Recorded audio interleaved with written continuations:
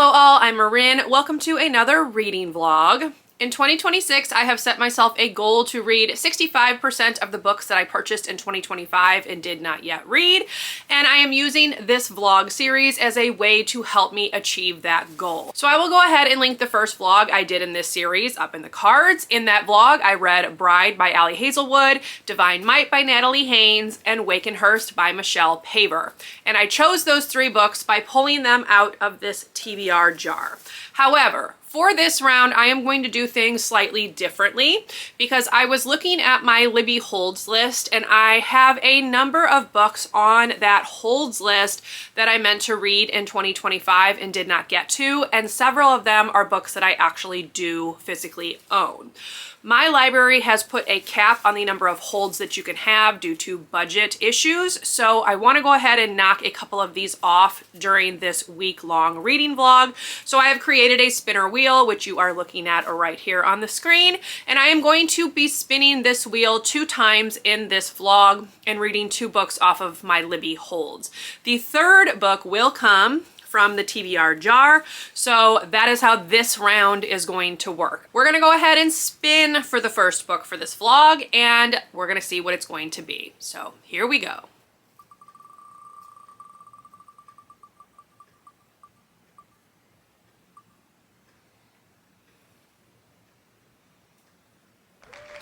Okay, that one is Sounds Like Love by Ashley Poston. So let me grab it and we'll talk about the synopsis. All right, so this is Sounds Like Love. This came out in June of 2025 and I did pre-order it and then didn't read it. So this one says, Joni Lark has a secret. She's one of the most coveted songwriters in Los Angeles, and yet she can't write. There's an emptiness inside her and nothing seems to fill it. When she returns to her hometown of Vienna Shores, North Carolina, she hopes that the sand, the surf, and the concerts at the Revelry, her family's music venue, will spark inspiration. But when Joni gets there, nothing is how she left it. Her best friend is hiding something, her mother's memories are fading fast, and the Revelry is closing. How can Joni write when her world is leaving her behind? Then she hears it, a melody in her head, lyricless and half-formed, and an alluring and addictive voice to go with it, belonging, apparently, to a wry musician with an emptiness of his own. Surely he's a figment of Joni's overworked imagination. Then a very real man shows up in Vienna Shores. He's arrogant and guarded, not at all like the sweet, funny voice in Joni's head, and he has a plan for breaking their inconvenient telepathic connection. Finish the song haunting them both and hope they don't risk their hearts or their secrets in the process. Because that melody, the one drawing them together, what if it's there for a reason? So obviously we have some magical realism going on. That's what Ashley Poston is kind of known for in her books. I honestly don't know much about people's thoughts about this book. I feel like I didn't really hear a lot about it when it was released. So we'll see what I think, but this will be the first book for this vlog. So let's go ahead and get reading. All right, all, I am a little over halfway through Sounds Like Love, and going into this, I really wasn't sure what to expect because this, even though it was released last year, I felt like this got no coverage almost. Like, I don't think anyone really read this, and I don't remember anyone sharing thoughts, either positive or negative, about this book. So I wasn't really sure how I would feel about it.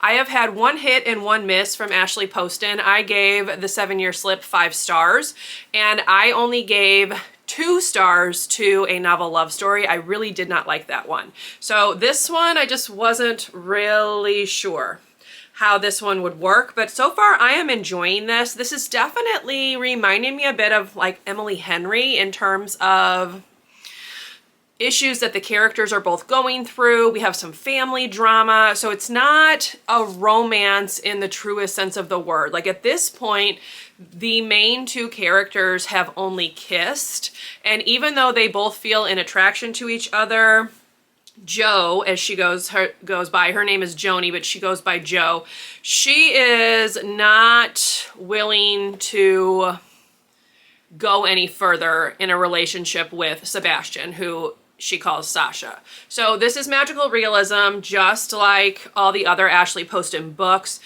Joe and Sasha or Sebastian have this like mental connection. They can hear each other's thoughts. They're both hearing a song that keeps playing in their minds, but only a portion of it. So they decide that they need to write the song together to potentially get it out of their head and break this connection that they have with each other. However, Joe is going through a drought. She is a songwriter, but she is dealing with some things with her family. Her mom has been diagnosed with early onset dementia. So she's dealing with a lot of stuff that is making it hard for her to write music.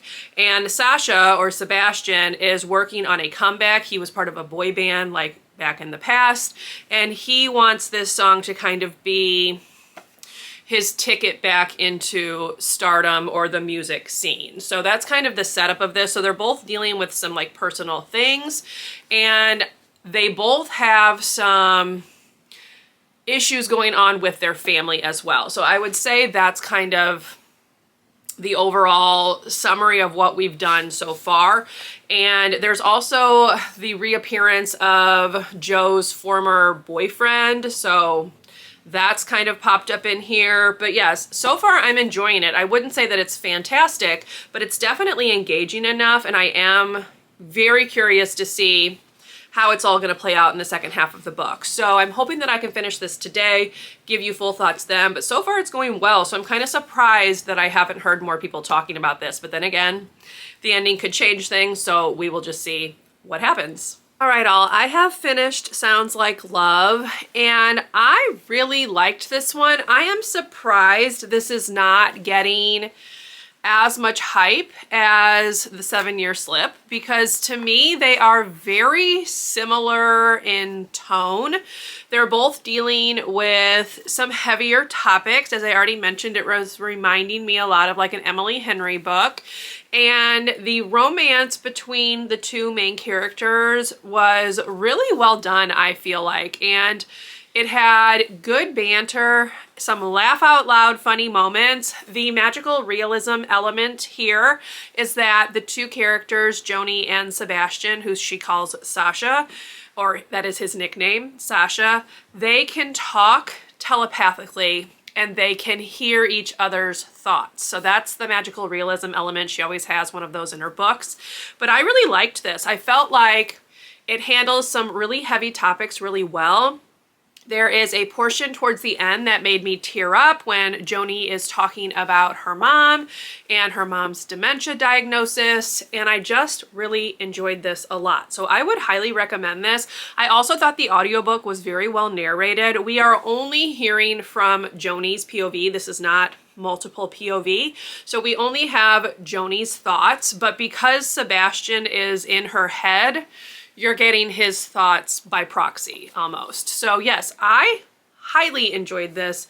Really glad I read this. I'm giving it 5 stars, and I'm looking forward to reading her new release, which I think comes out in June. So now this is 2 winners by Ashley Poston and 1 that was not a winner. So we'll see what the new one looks like. I still have not read, what is it called? The Dead Romantics or something? Here's the cover. I can't remember what it's called. I have not read that one yet. I don't own that one. But this one, I really enjoyed this. So would highly recommend, especially if you like music, because there is a lot of music in here. Joni is a songwriter. Sebastian is a former member of a boy band, so he is a singer. And I just really liked this. I liked it a lot. And that's really all I have to say about it. It was everything that I was hoping it would be, and I'm very, very glad to have read it in this vlog. So without further ado, let's go back to Past Me and see what the next book is going to be. All right, with that one done, it is now time to draw a book from the TBR jar. Now, obviously, if I pull out a book that I've already read, I will just draw again. So let's go ahead and see what we've got. I'm gonna do this one right here. Oh, okay, we're totally shifting gears because this one is Peter Pan, which is a classic, a children's classic, to be fair. I picked up a specific version of this last year to match some of the other books that I have, so let me grab it, and even though most people know what this book is about, I'll go ahead and read the synopsis. All right, so this is the version that I have. This is the Penguin Puffin Classics version, I believe. And this one has an introduction by Tony DiTerlizzi, who was the illustrator for the Spiderwick Chronicles and some other books. So this is going to be what I read second in this vlog. Not at all what I thought I was going to draw out of that jar, but that's okay. So let me pull up the synopsis because obviously this one does not have it on there. And we're going to see exactly what it says this book is about. Okay, so this one says, Peter Pan and Tinker Bell lead the three darling children over the rooftops of London and away to Neverland, the island where the Lost Boys play. Magic and mischief is in the air, but if villainous Captain Hook has his way, before long someone will be swimming with the crocodiles. Nice short summary. So yes, that is the actual summary for this edition. But yeah, okay, this is what I'm gonna read next. I've read parts of this, but I've never read it all the way through. So, okay, this will be book 2, so let's get reading. Okay, I finished Peter Pan and I'm going to give this 3 stars. I did find an audiobook version that is narrated by Jim Dale, and I really enjoy his audiobook narration, so would highly recommend, if you're wanting to read this, that you check out his audio version because I thought he did a really good job bringing this book to life. I was left with a feeling of surprise, I guess, at how popular this book is when it comes to writing retellings. So many books are based on Peter Pan or the characters in Peter Pan, and if I'm being honest, I don't really get why this is such a prominent source material for those retellings. I liked parts of this. I found parts of it funny, laugh out loud funny, and obviously this is written for children, so I am not its target audience, but I didn't enjoy this as much as I thought I would, considering that I do like the Disney version. But yeah, I don't know, it was fine, and there was a little bit of like an emotional moment at the end of the book from Wendy when she is grown up. And that's about all I have to say about this. So, not my favorite book by any means, not something I'm going to be thinking about for very long, but I am glad to have finally read it so that I can say that I have read Peter Pan. But yeah, why is this so popular as like source material? I don't really understand, but anyway. That's my kind of feelings on this. 3 stars, it was fine. I would not say go out of your way to read it, but if you do want to read it, the audiobook version would be a good way to do it. So, okay, this one's done. Let's again go to Past Me and see what the final book for this vlog is going to be. All right, it is time to pick the 3rd and final book for this vlog, so I will be going back to the spinner wheel as I did for the first pick, so let me pull it up and we're gonna go ahead and see what the last book for this vlog is going to be.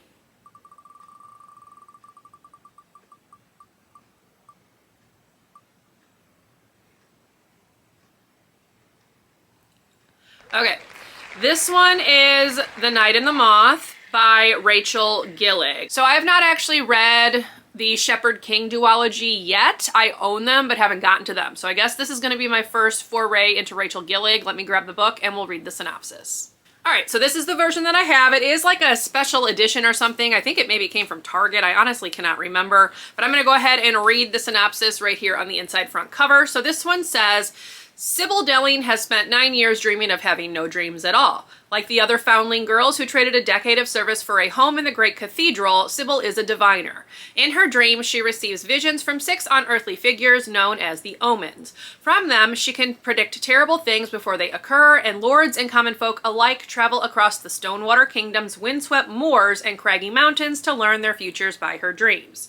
Just as she and her sister diviners near the end of their service, a mysterious knight arrives at the cathedral. Rude, heretical, and devilishly handsome, of course.